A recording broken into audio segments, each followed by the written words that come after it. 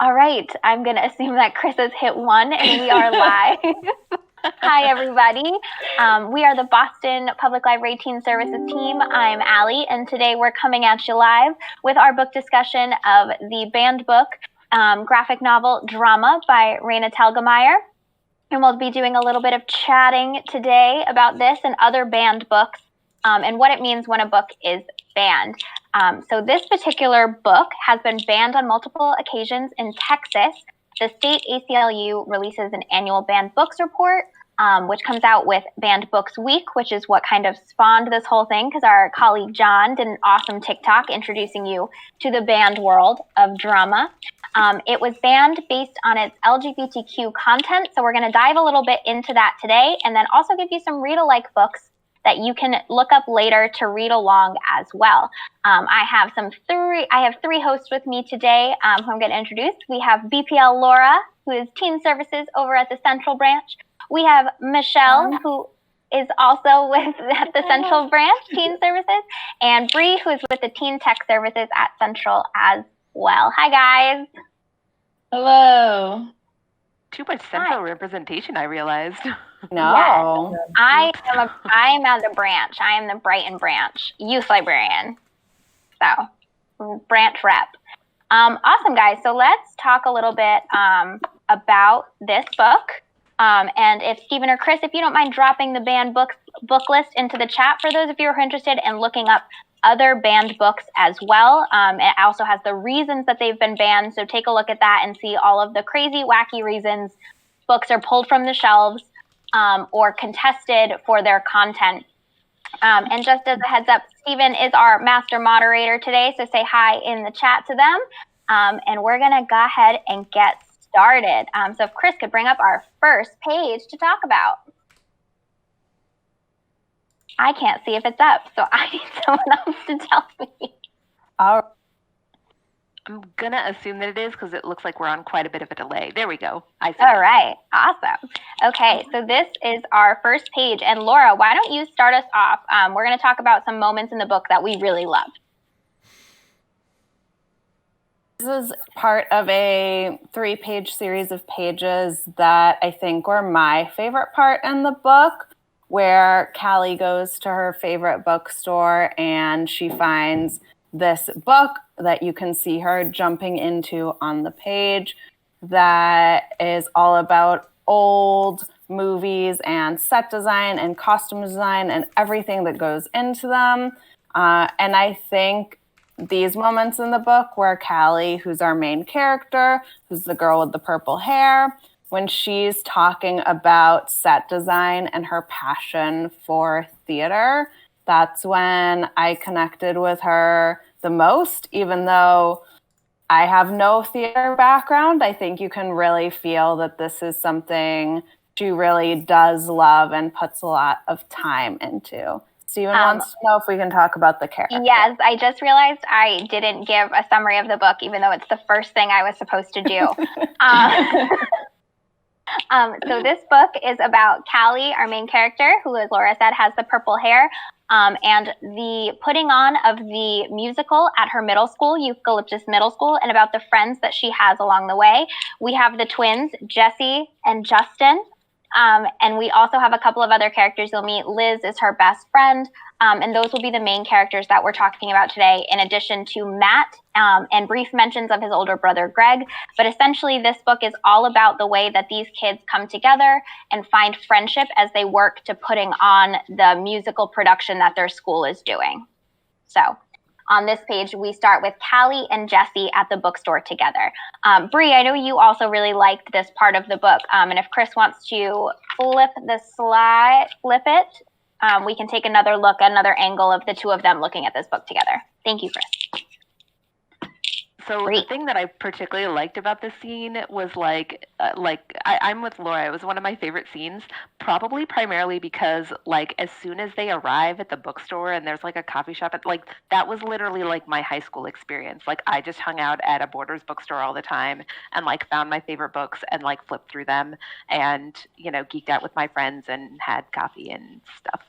And there's a moment where they're like, we're gonna look at this book but not buy it, and I was like, mood. Like, absolutely. Relatable. Very true. Right, especially in middle school. Like, what was I spending in middle school? Allowance, I guess. That was about it. So yeah, and then and it's like it's moments like this where Callie, our main character, really gets to sort of geek out about the thing that she's really really into, which is set design and theater. Is like those are the like my favorite parts, just because like I love it when people express the things that they're like geeking out about, and especially when you're sharing it with a new friend. Like, that's how you make new friends. Like, you find a thing, like you find a new person and you're like, let me tell you all about this cool thing that I'm really into. And that's like really that is this scene for Callie and Jesse as friends. Yeah, Chris, if you go ahead and flip the slides again, you can see like them like interacting with this like world in the book, and you can just totally tell that like Callie is right at home. And she's talking a little bit in this scene about how she does want to build set design. And if Chris will flip one more, Michelle can talk a little bit more about what she liked, which has something to do with that as well.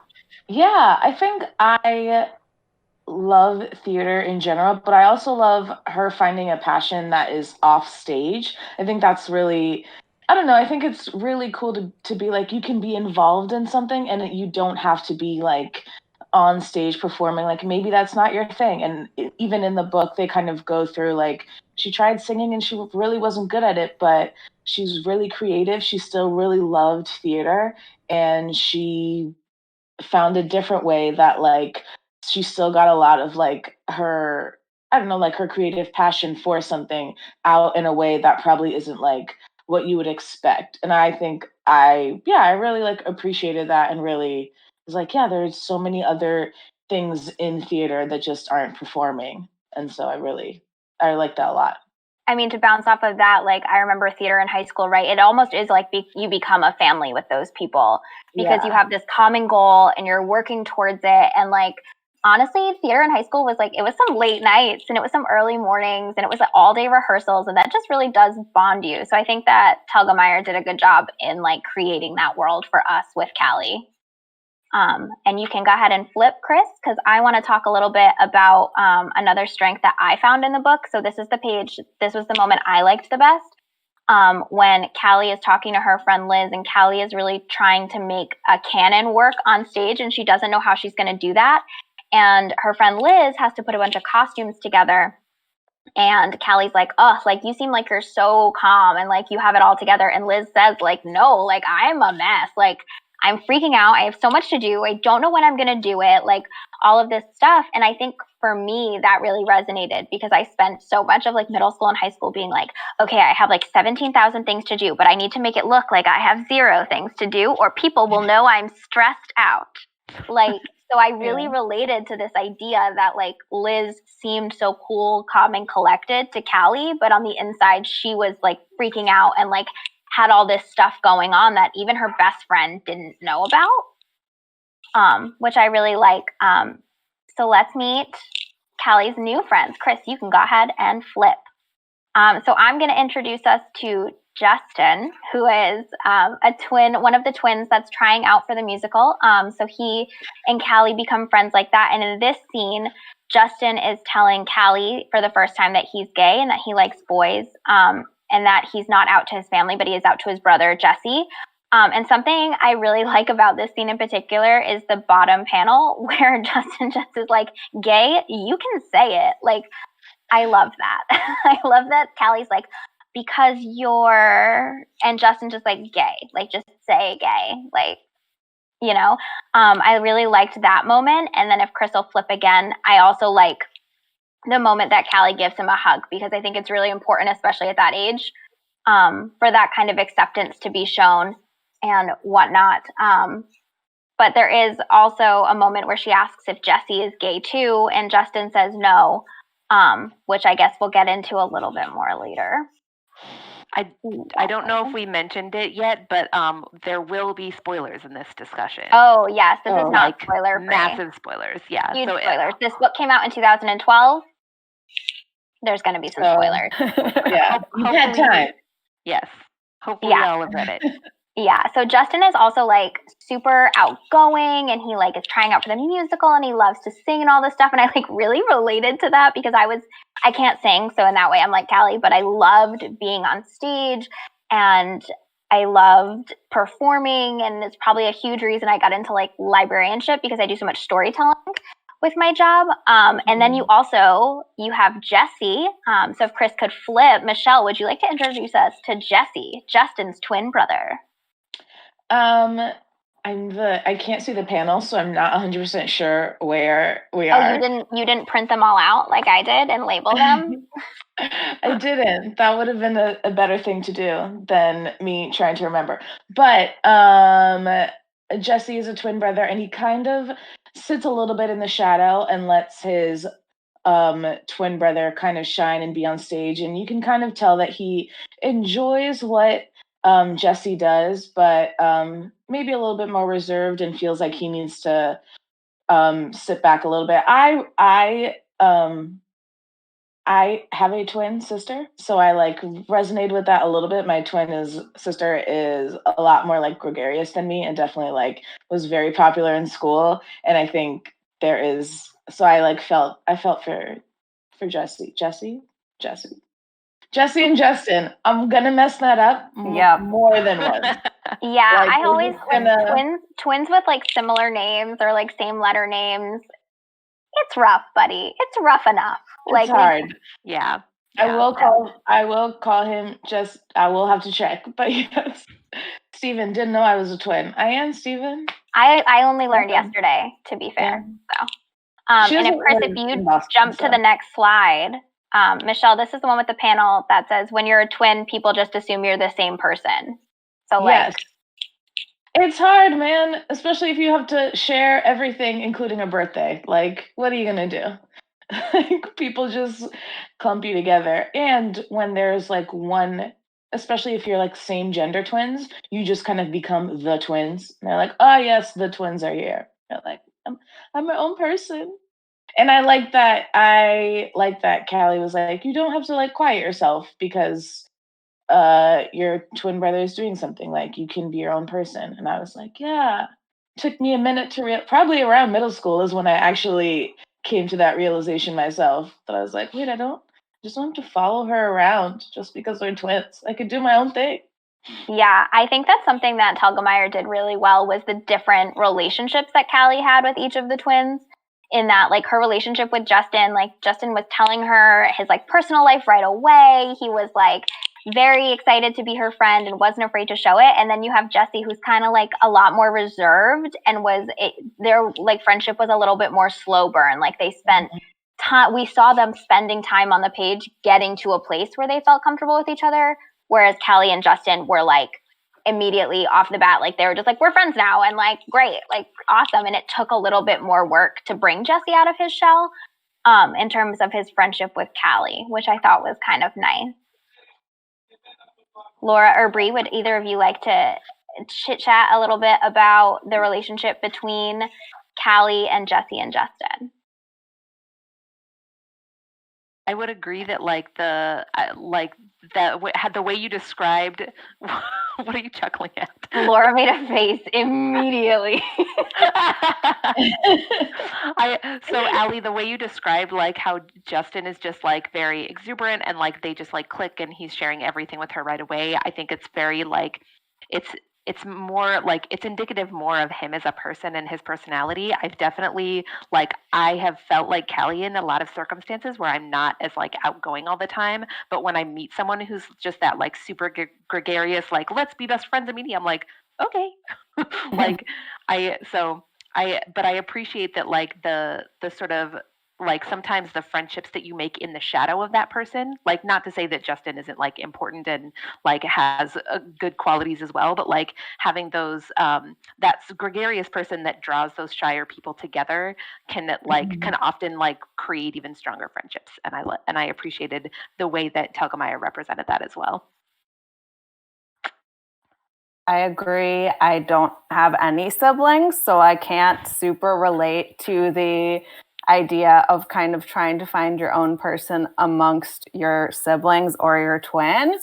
But I do think from my perspective, that's one thing that she did really well, was showing that these twins have similarities. Like maybe they have the same friends, they have some of the same interests, but they also have different personalities. And both of those things are okay. Like they can be different from each other, but they can also have similarities. And I think Callie kind of served as a good way to bridge the gaps between them and help them come to terms with that it's okay to both be part of the same world, even though you're twins. I guess I definitely have a little bit of the opposite experience of you guys when it comes to siblings. Probably to no one's surprise, I was the outgoing sibling. Really? I know, absolutely shocking. And that's not to say my brother isn't like a very personable, charismatic person, because he is, but I definitely just like, I'm older, so I like got there first, and I was like, look at me, I'm casting a shadow, go live in it.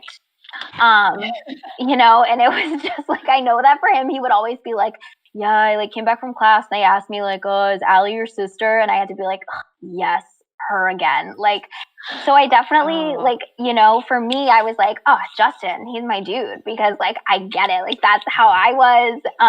So it was almost nice to watch Jesse and Callie develop this relationship, as I think Bree said, like in the shadow of this person who like kind of brought them together in a way. Because it's kind of nice to like see the other side of it. Like, what was it like for my brother in a way? And I think she kind of really nailed that, where my brother had his own things to shine about, but felt more hesitant because I was already taking up so much of the bandwidth, right? So, yeah, I should probably apologize to my brother.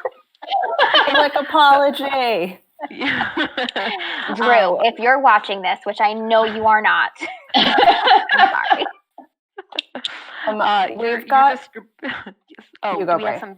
Oh, I was just gonna say, like, your description of like your brother encountering teachers or people like in school who are like, oh, are you so and so's sibling? Like, I have an older brother, and like we're not very similar, and like I didn't feel like he would like he cast a shadow on me, but he definitely like had his own thing going on, and like there were definitely times where I felt like I was inadequate in ways to him. And so like so then having a teacher be like, oh, are you Alex's little sister, was like, oh God, no. Yeah, I had a bunch of cousins. I had a bunch of cousins that we all went to the same school, and it was kind of like they were like, oh, are you? But I was the only one with a different last name, so I could like fly under the radar sometimes. But then I would be like, do you know who my cousin is? Let me tell you. Okay. We've got some chat going on in the chat about other books that have been banned. So I thought this might be a good time to jump in and just re-explain what a banned book actually is. Yeah, Laura, would you like to take it away? Because you are very good at it. Oh, I guess. So basically, what a banned book is a book can be challenged or a book can be banned. If it's challenged, that just means that a parent or a school district has said, I don't want this book in the public library, I don't want it in the school library, whatever, because I don't think the content that's in it is appropriate for some reason. A lot of times that'll be because of language, because of sexual content or drug and alcohol content. And a lot of times, like with this book or with The Hate U Give, which was mentioned in the chat, it's because of either LGBTQ content or social justice content that some people find threatening to their position in the world. So if a book is challenged, usually then the library system will come back and deal with it, and it'll often stay on the shelves. If it's banned, that just means that that particular library is not going to have that book anymore. It doesn't mean that the book is banned across the country or across the state. So it's pretty individual from place to place.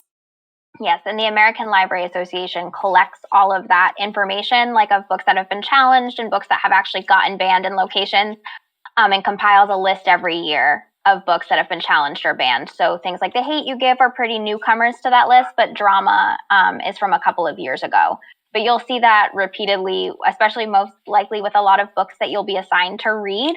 They are banned or challenged in a lot of places for their content. So it's always nice to see the ability to still get those books, even though they're being challenged, because they often talk about important topics. Like queer representation, which is our next topic. So Chris, Yes. Chris, if you could run back that slide for me. Segue. Thank you so much. Also, thank you, Don't Nut, for that shout out. That was a good, first of all, great username. And second of all, great shout out to The Hate U Give, and for the reinvigorating the conversation about banned books generally. Yes, we actually did just get a request. I don't know if this is a little bit old now because we have a little bit of a delay between our stream and what we can see on your stream. But if Stephen or Chris doesn't mind popping the banned books book list back into the chat, we did have someone ask for some more examples. And there are examples there listed with what about them got them banned or challenged. And we also did a TikTok series on it as well. So if you want to check that out, our social media stuff has a lot of our banned book stuff that we did to celebrate Banned Books Week this week. So let's talk about the queer representation in this book. Ellie's favorite topic about this My book. favorite topic. Hello. All right, first let's talk about what we thought worked in terms of how LGBT content was represented. What did we think was good? What did we think what worked? What was good? Should we give a brief overview of what the content is first? Sure. So in this particular book, the LGBTQ content comes, we talked a little bit about Justin, who openly on the page says that he is gay. But later in the book, as you'll see up on the screen right now, there is a kiss between a character named West, who is the lead in the musical, and Jessie, who has spontaneously decided to become the understudy for the female lead when she is unable to go on, because that's in character for this shy. Just in time for everyone to see me making fun of Chris's typing. Awesome. Okay, so we're back. Sorry about that. Yes, so I noticed that Static said in the chat that if anyone did what is happening on the panel at their school, they would be suspended, even no matter their gender. And I think that's probably relatively true for, I think, most of our middle school experiences, with PDA. To be fair, this is sanctioned because it is part of the musical. So they're playing characters. So it's not they're just making out in a hallway. It's a very gentle stage kiss. But I also had a similar experience in middle school where it was anytime anyone kissed, it was detention. Get out of the hallway, detention. So, yeah. So, do you guys mind if I stand on my soapbox just a little bit for a second? For it. You do that. Thank you. I know you're ready. So this is supposed to be the big culminating moment, right?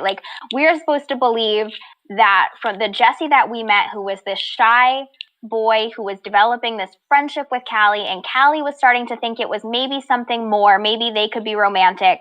Jesse puts on this costume, he struts out onto that stage, and he kisses this man, and the show goes on. Chris, you can flip the slide. We'll keep talking about this. And people are shocked, and people are whatever.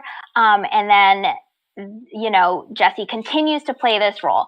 And for me, because Jesse has not anywhere on the page said that he is not straight or not into girls or into boys at all, I was angry in this moment. I had been chill with the book up until this point, and I got to this point and I was mad. Because it seemed like it was just this straight boy, because we didn't have any further information. And, in books, it can be hard if you're trying to make this character sexuality be something they're grappling with. But we had this apparently straight boy go out on stage after learning from his twin brother, who is gay, that he had he struggled to find a way to come out to their family because he wasn't sure that their parents would accept him. And then Jesse just like struts onto the stage and kisses this other boy. And for me, it was just like, I don't know, like there was this security for him because he was assumed straight, right? Like he didn't have to go out there and reveal a part of his personality because he had never shown us that. And so for me, I just got really mad on like not only Justin's behalf, but like most queer people's behalf, because it was a stunt almost. It felt like a stunt, and it felt really gross to me. Anyone else like ingenuine? Perhaps. Yeah. And out of character. It was very out of character, and I just think, I don't know, I just think that if you've already established that there's a character who's gay on the page and who's struggling to find a way to come out, the way to handle that is not to have his twin brother kiss a boy with no preamble and have that lead into a sexuality conversation, rather than use the conversation you've already set up with the other person. Also, twins being gay, like, again, twins are different people. They don't always have to come in twos, like in terms of queerness. Enough. Yeah. Would anybody else like to come up on my soapbox with me? I think what also really struck me about this moment, which you kind of touched on, is not only has he been coded as straight throughout this book so far, which is not a comment on that there's one way to be gay, because I think that's one thing that this book actually does well, is showing that Jesse and Justin are different and they have different personalities and they can both be gay, because there's no one way to be gay or straight. But he's been coded as straight by having this relationship with Callie that seems real and seems like he has real feelings for her. Or I guess he could have been coded as bi. We don't know, but that's something that does not seem to be the case, even though their relationship is really built up as something legitimate. But he is this character who, like you touched on, is really, really shy. He has trouble coming out of his shell. He doesn't want to be in theater, partially because he wants it to let his brother have it, but partially because he is shy. And for this shy, closeted kid to then put a dress on in middle school, go up on stage in front of the whole school, dressed up, feminine, sing a song, kiss a boy, his parents are in the audience, like, whether he is straight or gay, as someone who was a painfully shy middle schooler, I was just like, this is bananas. Yeah, I think it's like super out of character. Chris, if you want to flip the slide, you can also see like at the end of it, the audience is like applauding, and something that like, I guess, like, again, like there is no one way to be queer, and there's no correct time in your life to figure out your sexuality. You figure it out when you figure it out, and then maybe you have to figure it out again. Go for it. But there's like this moment where he's like done this, and they're like all clapping for him, and he's like so happy. And I just have this moment of like, because he hasn't been coded, I don't like necessarily care if he's out to like the school or his parents or whatever. To the reader, this moment falls so short for me, because it feels like he's breaking down a barrier that doesn't belong to him. So, I mean, there's also another way we could read this, which is that he didn't figure it out until this moment, in which case, good for you, I guess.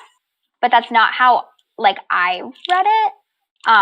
So I just, like, it's almost like an unearned award he's being given with, like, all this clapping and stuff. And I can't imagine being his brother, who has lived in the closet for so long, and then your coming out is minimized so much because your brother did this.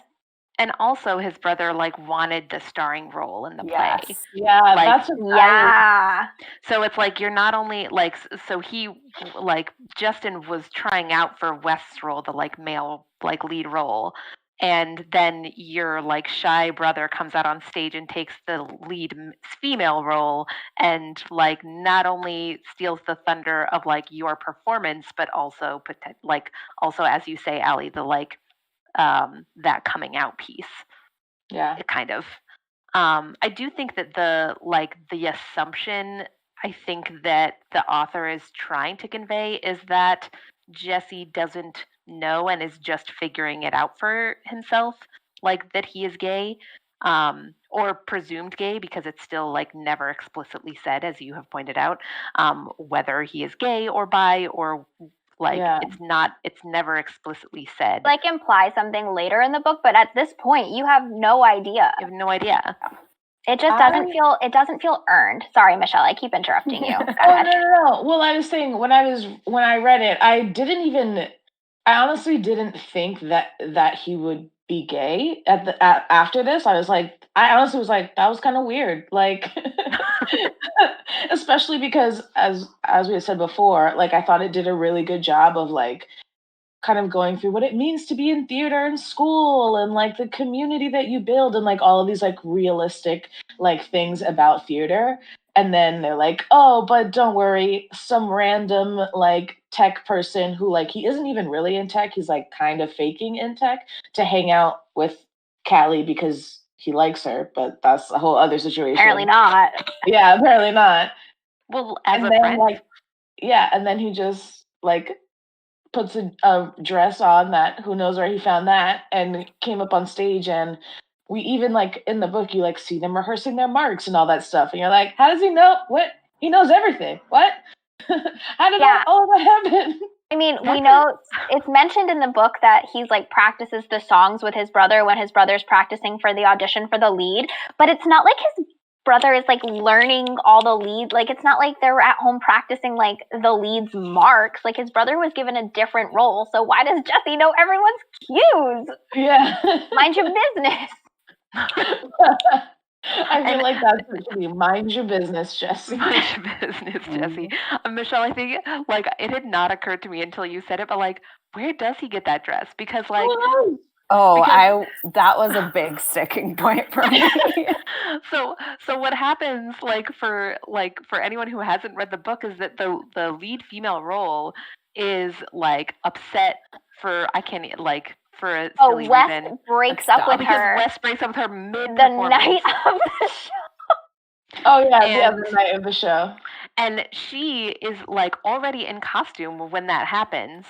Like it is mid-performance, I am fairly certain, and and is in costume, and she won't come out of the bathroom because she's crying in the bathroom, still in costume. So where does that dress come from? Also, the understudy just isn't there. Why wouldn't the understudy? So this was a sticking point for me, right? Is that they're like, oh, we have to call the understudy, and I was like, girl, she would just have a different role in this show. How many kids are in this drama usually in the chorus or something? Yeah. Also, like they said she was like sick or something, like, or they couldn't get. They couldn't reach her on the phone. Why isn't she there? Yeah, and I think an understudy should be present, right? Is that one would assume that's how theater works. One would assume. Yeah. So that is a real plot point. That's a real It's convenient. But yeah, it is super convenient. And again, like, where does he get the dress? Where does he get the courage? The whole thing and where does he get the audacity? and the audacity. Where do you get the courage, the dress, and the audacity? Yeah. So as part of this conversation, I think it's important for us to talk about Callie and Jesse's relationship throughout the book. Yes. So Chris, if you want to flip to the next page for us, this to me, okay, I'm gonna get off my soapbox, backtrack a bunch of stuff that I said about how I didn't like something. This moment is very sweet. I think it is unearned still because Jesse hasn't given us any reason to kind of like applaud him for this. And it's not like the school is like there's not like an implied like bad environment at the school. So it's not like Jesse was like, I'm going to show everybody it's okay to be gay. Like it didn't seem like the school really had like a problem with that any more than like any middle school has problems with. We can get into that, but that's a longer conversation. But this moment of like Callie seeing him and giving him this hug after he just like broke out of his shell in such a big way, even if it had nothing to do with like his sexual orientation, is like really I nice. think the And wrong slide is up, just Yeah, the FYI. wrong side is up. Oh yeah. Is that my fault? It might be my fault. It is my fault. The slide with him texting her at night. Yeah, Chris, Yeah. can you slide? Yeah, okay, there we go. That's the one she was talking about. Okay. Yeah, sorry, There we go. apologies, folks. That's Nope. my bad. Nope, no, he flipped it again. Flipped Go it back, again. please. There, That one. Perfect. Yes, Yes. that's my Yeah. fault. I went through my physical paper slides faster then. But there is this really nice moment between the two of them after he does this really brave thing. And I personally think that moment would have been earned without the added aspect of his sexuality, right? Like he did break out of his shell in a really meaningful way. And I think it would have been just better if it had nothing to do with his sexuality or like coming out or whatever it is that this is coded to be. Yeah. Well, and at this point in the story, it's not like there is no indication that he is coming out. No, he not at all. Took up a female role. That's it. He just like filled in like, and potentially like again, fulfilled his like secret shy person dream of like coming out of his shell and being a performer, which he like it's indicated throughout the story that he like can sing really well, and it's something that he like enjoys doing, but just doesn't want to take the spotlight from his brother and is kind of too shy potentially to do. And so, so having this moment where Callie is sort of lauding him for like, you did it, you like came out of your shell and you shared your wonderful voice and your performance, and that's great and wonderful. And there's nothing indicative about his sexuality necessarily at this point. Need to be there. Chris, if you could pop back to the texting slide now. Sorry. Thank you. Yeah.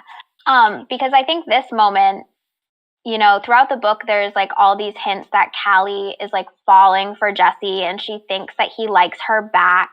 And they're texting. And like right after that hug, he asks her to go to the 8th grade formal with him.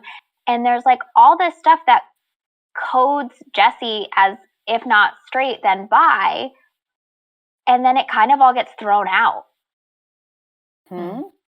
Like she just like there was a really good chance for like a conversation about what they meant to each other and like the friendship that they'd been building and whatever, and we just don't see it. There's just nothing. Yeah, and I think obviously in middle school, very many people still don't know what their sexuality is going to grow to be, and that's totally okay. But when you write these characters as having this relationship that seems really real and that we are getting invested in, and then are just like, oh, never mind, he isn't interested in dating girls ever, all of a sudden, that just kind of doesn't read as true, and also maybe plays in a little bit to the stereotype that bisexual people are just confused. Line in the book we talked about a bit that West, the lead in the show that Jesse kisses, later they're like talking about how maybe West likes Jesse and like whatever, and Jesse says he's like bi or whatever. He hasn't really figured it out yet, but being bisexual is figuring it out. Like, so I had a problem with that, and it also just felt like she was like shoehorning queer characters in, right? Like Jesse's character arc doesn't make any sense with the relationship that she built with Callie and him as a person. And then she was just like Justin could have just as easily put that dress on, walked out on that stage, and lived his truth, right? Like easy peasy.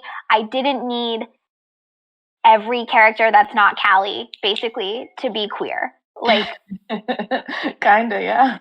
Like what is happening here? And also, why wasn't Callie queer? She could have been queer. Why not? Callie's listen, we just talked about how there's no right way to be queer, to figure out that you're queer, but when your hair is dyed that color, you have some things to discover about yourself. And I can say that because that is exactly what color my hair was when I figured it out. So, this is a personal experience. But I mean, we could have also had some introspection from Callie about like, what does that mean? Like, what does this identity mean? Michelle, go ahead. You were going to say something. I was saying I didn't think Jesse was going to be gay, and I like kind of thought like, oh, that's so like rad that this kid put on a dress and did this part and kissed this boy and was like, yeah, and I like that means nothing about my masculinity or my sexual orientation because I'm playing a part in a show, and like that is what it is. And so I was like, so at the end when Jesse comes out to her, I was a little bit like, oh, okay, that's a shock to me. Not shocked, but just like surprised. Yeah. Yeah, if Chris, you don't mind flipping slides, it should be the one where we're kind of at the dance. It'll probably be 2 slides. Yeah, there it is. Thank you. Perfect. So this moment in the book, Jesse and Callie are at the 8th grade formal together, and Jesse has disappeared. And Callie comes outside to find him sitting on the stairs talking to West, who is the boy that he kissed on stage, and kind of loses her mind. So let's talk a little bit about this, because Callie comes outside and I think she's justifiably upset in that it seems like the person that she was at this event with isn't with her. And even if they're just there as friends, there is this like expectation that you're going to spend time together and have fun together. So I get that anger, but it quickly devolves into it being because Jesse was talking to a boy. And not just like a friend. Callie is instantly like, right.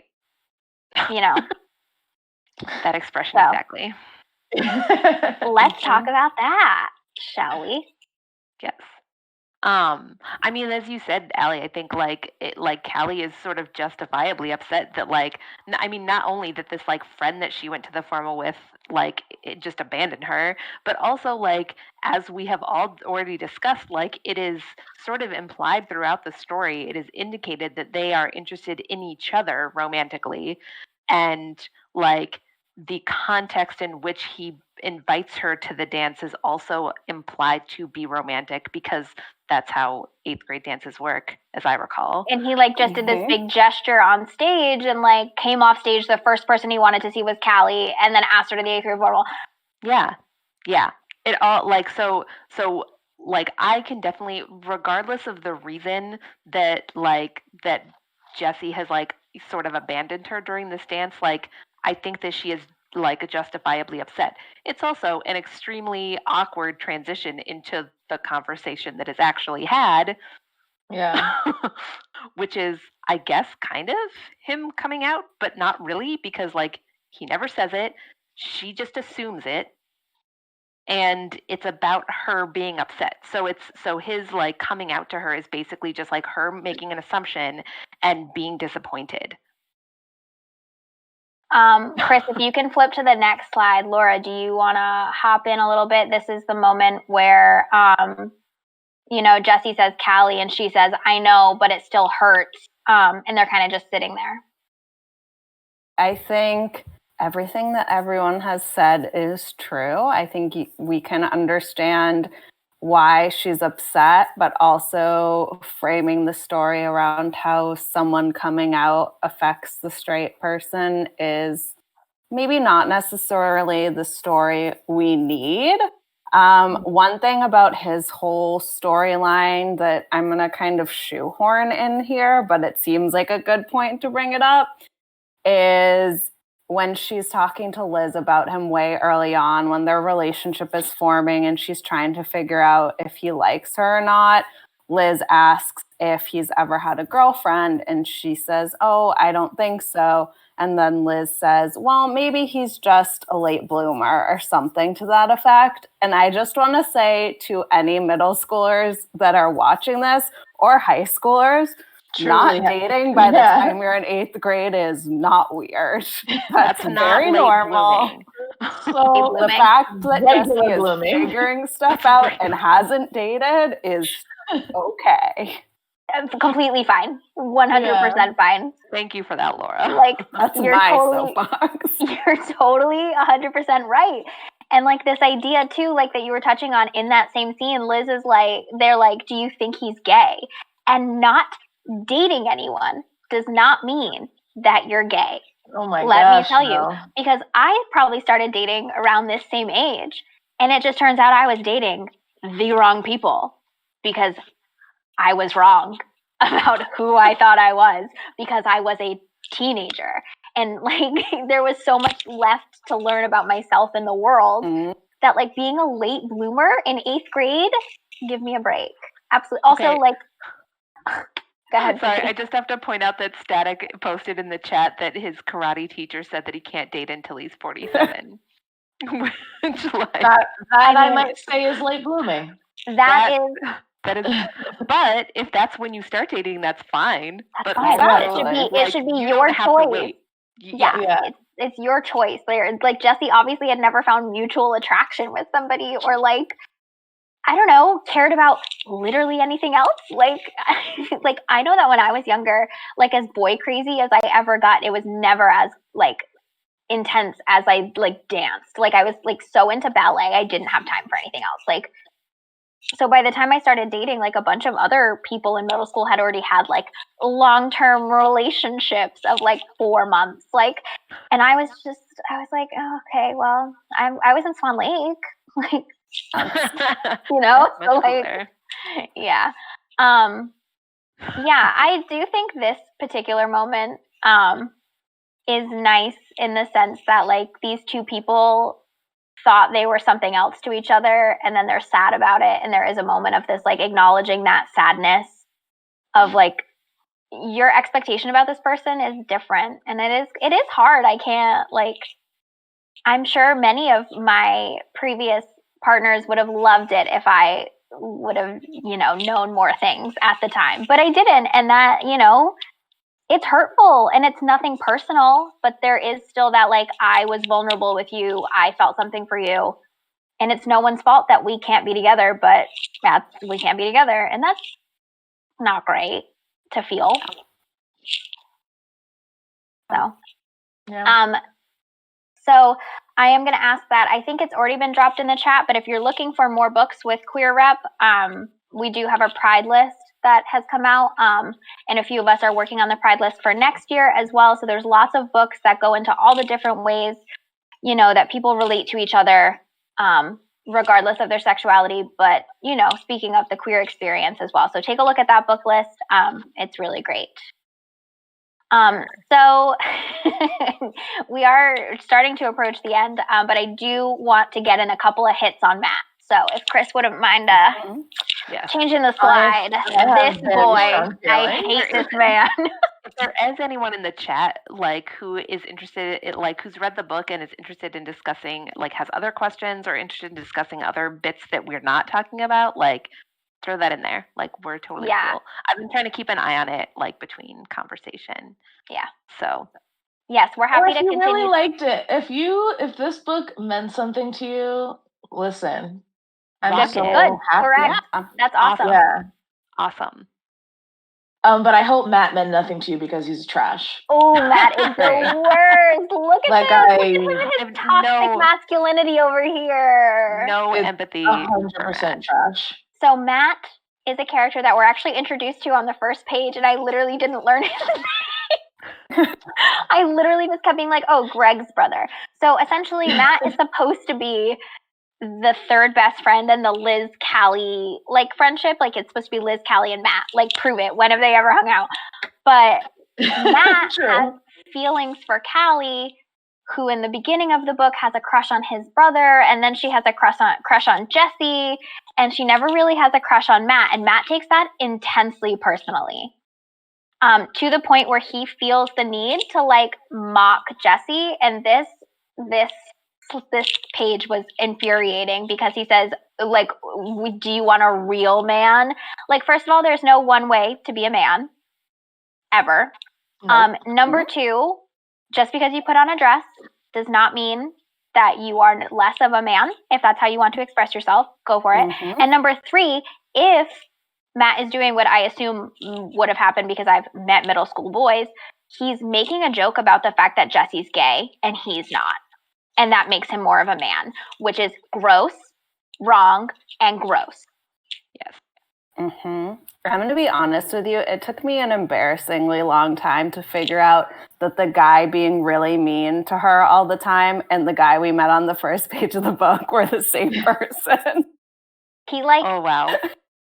I agree. I mean, he's like a background character for almost the entire book, and the only time that he ever says or does anything, it's to be mean to Callie. Mm-hmm. Yes. And then at the end, he's like, "Sorry, I was mean. I was mean because I liked you." And she's like, "That's Chris, okay." if you wanna slide to the next page, every single one of us sent this in as Matt trash example A. Yeah. Well, I think it's also just like it's so indicative of a type of male response that is trash. And so if anyone of any gender says something like gaslighty like this to you, like please push them down a flight of Run stairs. away. Don't do that, but like not literally, but but maybe like in your mind. Delete their number. And what's weird too is that this like the fact that she like forgives him so quickly. I think that in this scene, this final scene, we're supposed to like feel some kind of empathy for him because it's like, oh well, he liked her all along, so that's why he was like acting out. Okay, if you like somebody and you treat them terribly, like I don't have empathy for you. Like, no. I'm sorry. Like, I understand if you have like complicated emotions, but like figure out how to handle them. Like out being toxic to the other people in your life. Like like you don't have to treat people bad. And also like how is that going to like get you like I don't know. I feel like the like Matt's narrative, like if this book had been written like narrative. Yeah, if this book had been written 20 or even 10 years before it was, the book would have been about Matt. And it would have been about how, like, oh, poor Matt is being slighted by this girl that he likes in favor of a guy who ends up being gay. And, like, and then the book would end with, like, him winning the girl. Liz. Yeah, but there is kind of an implied that, like, Greg knew that Matt liked Callie, so he was, like, pushing them together. And then, like, so now Matt is basically the only boy we've met in this whole story who might be interested in Callie. So, like, are we just supposed to think that she's just gonna, like, settle? Girl, no. Much better off with her three great friends, Liz, Jesse, and Justin, and not waiting for a better guy to come along. Yeah. Because it's 8th grade. She's in 7th, so she's not. Oh yeah, you're right. She's a child. Oh yeah. So Matt has a lot to unpack. Yeah. There. And again, he like doesn't really face, and nobody really faces any consequences for bad behavior in this book. Or like any behavior. Like Jesse is applauded for his like barrier breaking. We never see how Justin feels about that. Like Justin, this person who has already come out to his brother personally, and he was the first person he told. And like hearing his brother's fears about coming out to their family, we never get to see the two of them interact on that level. Callie doesn't really, besides Jesse not talking to her for a couple days, doesn't face like any consequences for how she kind of yells at him and like projects onto him. And then Matt faces exactly 0 consequences the whole time, turns out. So I mean, he is seemingly kind of alienated for most of it because presumably like I think that's just bad writing. Bad writing. Maybe. But like potentially maybe we could imagine that the consequence of his being mean to Callie is feeling left out. Yeah, is for him to be ostracized basically by the rest of the group because he kind of is like he's still there, he's still doing his like role in stage crew and like whatever in the background, but like we don't see or hear from him other than for him to be mean to Callie, and everyone else is just like, oh, Callie's great and comes to her defense. So it's like she also is given the role of stage manager at the end, which I low-key don't think she earned, and it should have gone to Liz, but that's just my personal opinion. That's just because you identify so much with Liz and you want it. I mean, sure, but I also think that there wasn't enough fleshing out of what Callie actually accomplished for her to be qualified in any way. I mean, there was a lot in the book about her like working really hard to get that cannon to work, and like the leaves thing, like the leaves like falling. I don't know. That's fair. There's definitely some stuff, but it's not the focal point. And we talked a bit yesterday when we were talking about what we were going to say today, that if they'd focused a little bit more on the theater stuff, it would have been more deserved at the end. Right. So we would have liked it better, I think, because those are the things that spoke to us. Yeah, that was like what the core of it was, right? And like we didn't. That's where the heart was. I agree. Yeah. But if you guys did like this book or you liked parts of it, we do have 2 recommendations for you. You can see one behind Laura. It's called You Should See Me in a Crown by Leah Johnson. So we definitely recommend that for some really awesome queer representation. And Michelle is holding up hers, which is check, please. Ready. By Ngozi Ready. So if you like graphic novel format, we definitely have that for you. And that also has some queer content and some sports content. So check out both of those. Both of those authors will also be doing talks with us soon. And I believe Stephen is going to toss those in the chat. So we hope you will read these books and then come on down to those author talks. And if you liked this, we are going to plan to do another book discussion next month, but we need your help to pick out our book. So each of us are going to take a minute right now to pitch the book that we hope you will choose for next time. So Bree, we're going to start with you, and no one knows the order that I'm calling people in.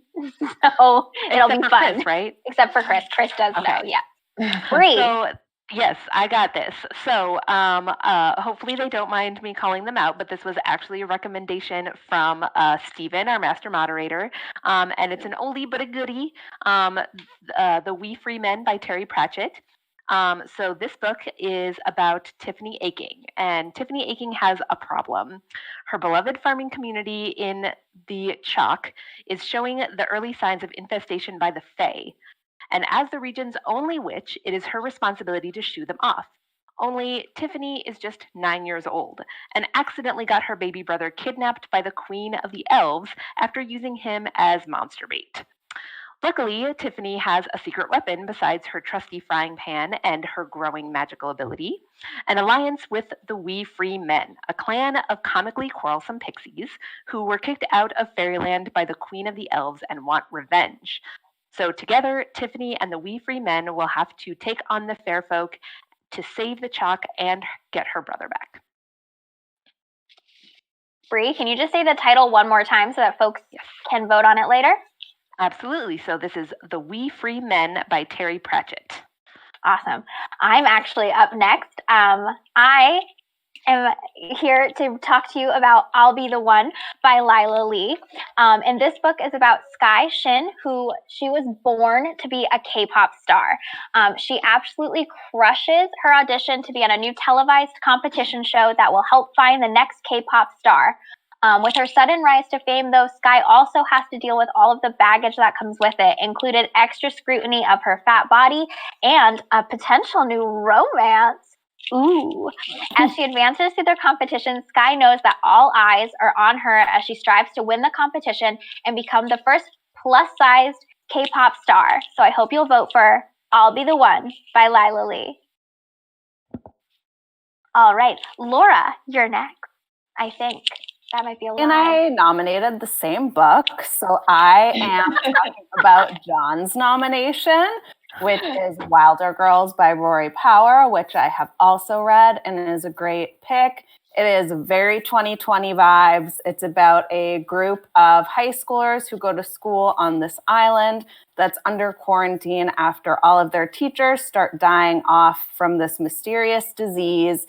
And then Hetty, our main character, starts investigating because her classmates start going missing as well. Of course, she soon figures out that this plague disease is not what it seems. The quarantine is not what it seems. Nothing that's going on is what you would expect. It's really spooky and creepy. There's a lot of body horror in it. So it's a great October read as we head into our November book club. So that's that. Yeah, if you want to see even more Wilder Girls content, I think Laura and myself have both done TikToks that feature Wilder Girls. So Yes. we really like that book as well. And Michelle, your turn. Yes, I picked a book that I also have, which is called More Happy Than Not by Adam Silvera. And it is a book about a boy named Aaron and who lives in the Bronx in New York. It's probably why I connected with it. And he has a girlfriend. His life is going pretty good. His girlfriend goes away for the summer, and he meets another boy named Thomas and starts kind of building feelings for this boy Thomas. And so he reaches out to this fictional program called the Leto Institute. I don't know how you pronounce it.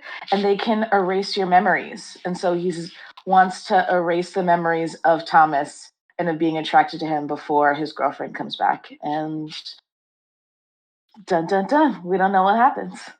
Ooh. Awesome. Great. Okay, so you'll see in the chat that there is a Twitter poll that you can vote on. There's also a poll in our Instagram where some of the books are going head to head. So you can go ahead and take a little gander over there as well. But please do vote so that we can choose a book and I'll have time to read it before our next get together. If you liked this and the dynamic, we are coming back at you live on Tuesday from 3 to 5. We're going to be streaming Among Us, which is a fun game. We're also doing our Jackbox program next Wednesday, and we'll be continuing our digital programs going out from that. Myself and Laura will be hosting a Nancy Drew stream on Tuesdays, October 20th and 27th. So we hope you'll join us for that. And so there's lots of stuff going on, so feel free to follow us on social media. Follow us here on Twitch. That way you get notifications when we go live.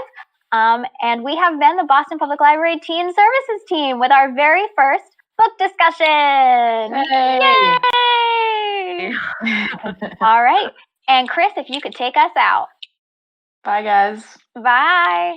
Bye.